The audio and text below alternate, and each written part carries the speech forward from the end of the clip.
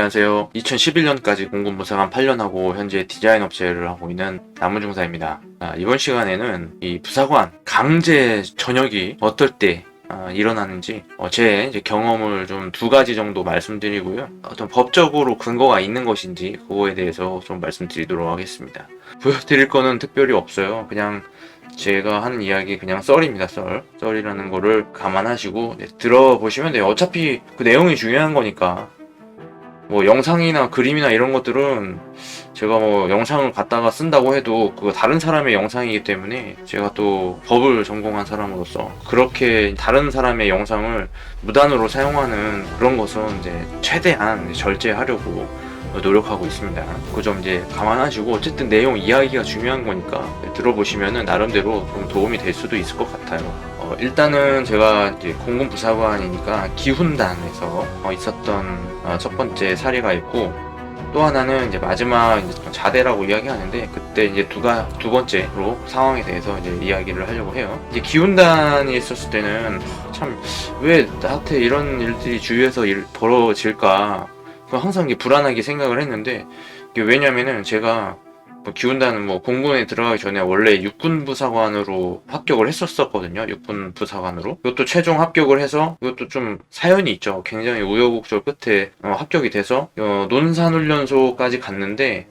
육군부사관은 일단은 논산훈련소에 가가지고 일주일 동안 그 가입교 기간이 있었어요. 그래서 여기서 일주일을 보내고 특별히 이상이 없으면은 절차를 진행하고 난 다음에 익산에 있는 이제 부사관 학교로 가게 되는데, 저는 이제 논산훈련소에서 신체 검사에서 문제가 있어가지고 다시 집으로 오게 됐는데, 다시 집에서 공군으로 지원을 해가지고 공군 부사관으로 복무를 했고 8년 하고 이제 전역을 한 겁니다. 근데 신체적인 그 조건은 같았어요. 사실 같았는데 공군에서는 그거를 어떻게 보면 좀 덜 중요시 하는 것 같기도 하고, 사실은 더 잘 된 거고, 사실 저한테는 육군보다는 공군에 갔기 때문에 제가 지금까지 여러 가지 많은 일들을 했다고 생각을 하고요. 육군에 갔었으면 아마 못했을 거예요.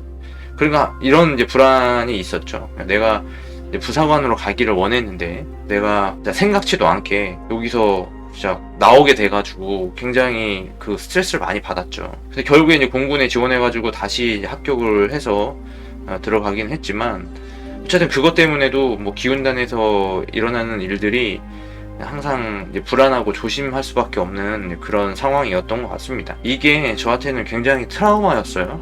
그게 전역할 때까지도 그 트라우마가 계속 남아 있었던 그런 일들이었는데, 아무튼 다른 이제 제가 이 채널 하면서 처음에 올려놨던 영상에서 그런 이야기를 했었는데 좀 미흡한 부분이 있어가지고 다시 한번 제작을 해볼 생각을 가지고 있습니다. 아무튼 이제 기훈단에 들어가면은 부사관 대대에서 또 소대가 있는데, 같은 소대원에 대한 이야기예요. 같이 옆자리에서 자고 했던 그런 동기 아닌 동기가 있었는데, 이 친구가 봉씨였어요. 봉씨. 근데 훈련을 아마 한 50%까지 50% 이상 받았었습니다. 왜냐면 왜 이렇게 기억을 하냐면 50% 정도 지나가면은 그 특박을 주거든요. 근데 이 친구도 특박을 갔다 왔어요. 같이 나갔다가 들어왔기 때문에 50% 이상을 하고 거의 한 8-90% 되는 요 시점에서 임관을 진짜 며칠 남겨두지 않고 있는 상황에서 갑자기 어떤 문제가 된 거예요. 이 친구가 갑자기 집에 간대요. 뜬금없이. 바로 옆에서 있었거든요. 바로 옆자리였었거든요. 그때는 그냥 내무실 평상이었기 때문에 그냥 옆에서 바로 이야기하고 그래가지고. 근데 이제 집에 간대요, 갑자기. 이 친구가 1번이고 제가 2번, 그러니까 첫 번째, 그러니까 문 앞자리, 그 다음에 제가 그 옆자리였으니까 이 친구도 누구 얘기할 사람이 사실은 가까이 있는 사람이 저만 있었던 거죠. 근데 그 갑자기 집에 간다고 그러길래 왜 그러냐고 그랬더니, 알고 보니까 이 친구가 조폭이었던 거죠. 조폭이었습니다. 그리고 왜 이게 문제가 되냐면, 근데 입대할 때 사실 그 신원 조회를 하거든요. 신원 조회를 할 때 이런 것들이 나올 수도 있는데, 근데 이거는 이제 어떻게 문제가 됐냐면, 어떤 입대하기 전에 어떤 사건이 있었던 건 아니라는 거죠. 그러니까. 근데 다만 이게 뭐냐면, 이 친구가 속해 있던 이 조직이 있었는데, 이 친구가 훈련을 받는 도중에 어떤 이제 조직에서 어떤 행동이 있었던 것 같아요. 그래가지고 어떤 이제 폭행이나 뭐 그런 거와 관련돼가지고 경찰 조사가 시작이 된 거죠. 그런데 이 조직 폭력배 멤버 목록에 이 친구의 이름이 있었던 겁니다. 그래서 이 경찰이 이 친구를 이제 조사하기 위해서 그 훈련소 기훈단으로 이제 왔고 연락을 했겠죠. 그래서 뭐 이 경찰이 왔는지 안 왔는지 뭐 그거는 뭐 정확하게 모르겠습니다만 이 친구가 뭐 그런 걸 얘기를 하니까 이제 알게 됐는데, 이제 경찰 조사로 인해 가지고 이 친구도 이제 조직 폭력에 이제 가담했다 뭐 그런 사유 때문에 결국에 이제 집에 가게 된 그런 일이 있었습니다. 뭐 제 입장에서는 뭐 제가 뭐 잘못한 것도 없는데 진짜 이거 뭐 시작할 때부터도 뭐 불안할 수밖에 없는 거죠. 근데 이 친구가 상대를 해보면은 뭐 되게 착했거든요. 착하고 되게 뭐 잘 대해주고 대화도 잘하고 그냥 보통의 뭐 20대 초반의 청년 뭐 그 정도였는데 굉장히 또 엄청난 일을 하고 있다라는 사실에 새삼 놀라게 되고 참 불안했었던 이제 그런 일이 있었어요. 그래서 이런 거 이제 공무원, 특히 이제 공무원이기 때문에 어떤 이제 결격 사유가 있어요. 그런 것들을 한번 이제 볼 수 있겠는데, 그리고 이제 자대에 이제 마지막에 있었던 데에서 제 이제 선배인데 거의 10년이 차이 나는 선배입니다. 저보다 거의 이제 기수로만 22기수가 차이가 났으니까 이분은 이제 167기였었어요. 근데 몰라, 하여튼 성격이 조금 다혈질적이긴 해요. 굉장히 참을성이 없고 뭔가 글쎄 업무적으로는 잘 모르겠어요. 알긴 알겠지만 조금 뭐랄까 좀 업무 처리 능력이 좀 미흡하다고 할까?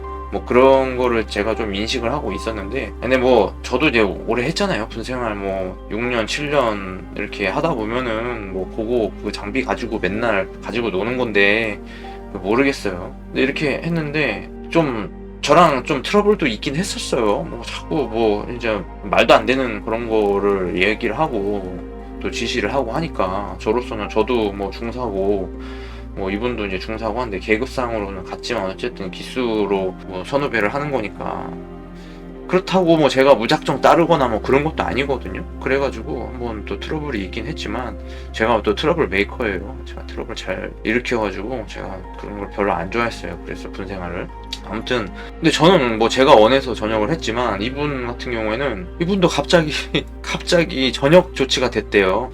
전역인지 이게 뭐 제적이라고 그러죠. 제적인지 전역인지 모르겠지만 아무튼 그 얘기가 나오고 나서 일주일 만에 바로 출근을 안 했습니다. 근데 이분도 어떤 사유를 들어보니까 뭐 저도 전에 들은 얘기죠. 뭐 직접 들은 건 아닙니다만 뭐 이분 뭐 집에도 한번 놀러 간 적도 있긴 해요. 뭐 같은 샵이니까 같은 바로 위에 저 선배였거든요. 사수였던 거죠. 많이 배우지는 않았지만 배울 거면 이미 다 제가 뭐 터득을 해가지고. 근데 이분이 왜 전역을 하게 됐냐면 얘기를 들어보니까 과거에 그러니까 입대하기 전에, 입대 전이라면 거의 막 진짜 10년도 더 넘은 얘기거든요. 어떻게 보면 그죠? 10년에서 한 15년 정도 그 전에 있었던 그런 일에 대해서인데 이분이 또 그 폭행을 했대요. 그 성격이 보이죠. 옛날이나 지금이나 사람이 잘 변하지가 않는 것 같습니다. 근데 폭행을 했는데 이게 입건이 됐었던 거예요. 경찰에 입건이 됐었는데 이게 중간중간에 부대에서 정기적으로 그 신원 조회를 하는 것 같아요. 전산이 많이 발달되고 하다 보니까 뭐 조회하면 다 나오는 거잖아요. 그래서 그런 것들을 발견해내가지고 새롭게 이제 드러났다. 그래가지고 바로 그냥 전역 조치가 된 거거든요. 제가 취미가 족구였는데 부대 안에 있었을 때도 뭐 족구 선수로 많이 했죠. 저도 점심 먹고 나면 빨리 오라고, 또 어디 부대에 가면은 족구 하자고 이렇게 선배들이 많이 요청을 해가지고 제가 많이 해주고 했는데 뭐 선수들처럼은 못하지만 하여튼 그 부대 안에서는 그래도 킬러로서 좀 역할을 했었습니다. 근데 이렇게 동호회 나가서 하면은 좀 어렵더라고요. 아무튼 족구를 하게 돼가지고 제가 그때 그 광명 하안도서관 거기 옆에 보면은 족구장이 있어요. 거기 도서관에 갔다가 그냥 족구를 옆에서 하길래 그냥 이렇게 구경하고 있었거든요. 구경하고 있어가지고 이렇게 들어오라고 그래가지고 한 번씩 하고 막 그러긴 했는데, 그때 이분이 족구장에 왔어요. 족구를 하는 건 아니었고 일을 하고 있더라고요. 차 가지고 뭔가 하고 있더라고요. 그래서 그거 족구 하는 거를 이렇게 구경하는 모습을 봤어요. 그러니까 뭐 부사관 갑자기 전역이 되니까 사실 뭐 그거밖에 하는 게 없었고, 제가 봤을 때는 딱히 뭐 준비가 안 되어 있는 상태에서 바로 전역 조치가 돼가지고 좀 힘들게 좀 어렵게 일을 하고 있던 것 같은데, 참 그런 거를 볼 때도 뭐 물론 이렇게 풀기는 했지만 어떤 이제 중간에 그 트러블이 있고 그래서 사이가 조금 소원해진 때도 있었지만, 그렇다고 제가 가가지고 또 아는 척하고 싶지는 않더라고요. 그래서 그냥 그런 거 한번 봤어요, 그렇게. 근데 갑자기 그렇게 전역이 될 수 있다는 거죠. 그러니까 이게 폭행 문제에 있어서는 확실하게 검증을 하는 것 같습니다. 그래서 뭐 부사관 준비하시는 분들 중에서 이런 이제 폭행 사건에 관계가 돼 있으면은 불명예 전역을 할 수도 있기 때문에 그런 거를 잘 생각을 해보셔야 돼요. 그런 일들이 있었습니다. 또 뭐 지금 이제 하시는 분들도 있는데, 진짜 이거 과거의 일뿐만이 아니라 이 부대 안에서도 그런 일들이 많이 벌어지거든요. 뭐 폭행도 폭행이고 또 이제 가혹행위도 많이 하고, 저는 그런 거를 겪어봤어요. 폭행도 당했고 가혹행위도 당했고 또 뭐 폭언, 폭설, 이게 뭐 다 그 선배 부사관으로부터 발생된 거거든요. 폭행도 당하고 가혹행위도 당하고 폭언 폭설은 심지어 제가 중사일 때도 그런 이제 폭언 폭설을 받았어요. 그래서 막 병사들 있는 데서 뭐 이 개새끼 씨발 새끼 그러면서 저한테 욕을 하고, 저는 아니 즐겁게 하자.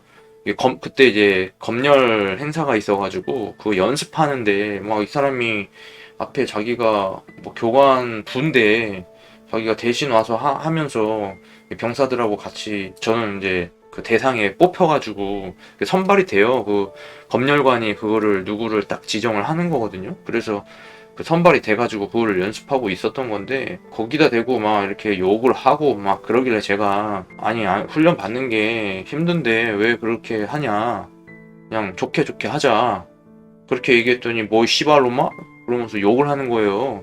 박장범이라 그래요, 박장범.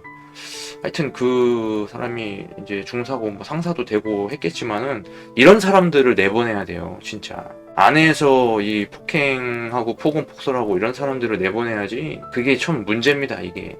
아직까지도 뭐 그러고 있는지도 모르겠지만 아무튼 예, 그런 일들이 있었어요. 그래서 이거 이제 군 인사법을 한번 이제 보면은 그런 내용이 있거든요. 여기 지금 국가법령정보센터에 군 인사법을 조회를 하면은 이거를 이제 볼 수가 있는 거거든요. 여기에 보면은 여기 제7장에 보면 전역 및 제적이라고 있거든요.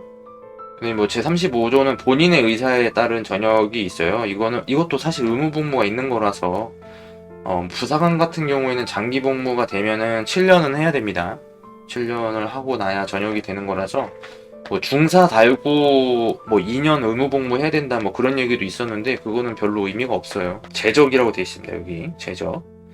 장교, 준사관, 부사관이 해당하면 제적된다 이렇게 돼 있는데, 그 중에서 뭐 다른 거는 뭐 사망, 뭐 실종 선고, 파면, 뭐 파면도 뭐 하나의 내용이 될 수도 있겠지만, 근데 뭐 하여튼 이분 같은 경우 둘 다 뭐 폭행에 관한 그런 일들하고 반영가 돼 있는데, 사실 이게 그래도 불구하고 이게 징계위원회라는 게 있거든요. 그러니까 전역 심사위원회 혹은 징계위원회 뭐 그런 것들을 통해서 어떤 다른 사람들이 이거는 군인으로서 맞지 않다, 부적합하다, 그렇게 이제 판단하면은 바로 전역 혹은 도태 시킬 수가 있는 것으로 법적인 이제 근거가 있는 거죠. 파면시키는 거죠, 결국에. 여기 보면 처음에 이제 나왔었는데 결격사유 10조 제10조 결격사유에 있는데, 이 금고 이상의 형을 선고받고 그 집행이 종료되거나 집행을 받지 아니하기로 확정되는 5년이 지나지 아니한 사람 선고유예, 이렇게 법적으로 군인사법에 그 적용을 받아서 전역할 수가 있다, 그런 걸 알 수가 있다 하는 그런 일들이 있었습니다. 좀 안타깝기도 하고 서로 뭐 다행인 것 같기도 하고. 근데 거짓이 없어요. 다 언젠가는 진실이 드러나기 마련인 것 같습니다. 그래서 참 지금 요즘에도 뭐 학폭이라든지 그런 것 때문에 뭐 국가대표 이런 거에 제외되고 그런 걸 보면은 어렸을 때부터 착하게 잘 살아야 되겠다. 뭐든 하려면 뭐 그게 공무원 아니고라도 국가대표 선수를 하더라도 그게 사실은 뭐 국가를 대표하고 있는 거니까 그런 뭔가 특별한 걸 하기 위해서는 그 본인의 생활이 아주 단정하고 좋아야 된다. 이런 거를 이제 알 수가 있습니다. 참 그 자신을 한번 돌아봤으면 좋겠어요. 이게 자신의 과거가 어떠한지 그런 걸 한번 생각해보고 이런 부사관이라든지 그런 것들을 선택해야 하지 않을까 그런 생각을 해봅니다. 뭐 딱히 보여드린 건 없지만 그 내용이 뭐 그랬으니까 그런 이야기들 남겨놓고 자 해서 이야기를 하게 됐습니다. 자 그러면은 이번 시간은 여기까지 하도록 하겠습니다. 네, 지금까지 2011년까지 공군부사관 8년 하고 현재 디자인 업체를 하고 있는 남은중사였습니다. 감사합니다.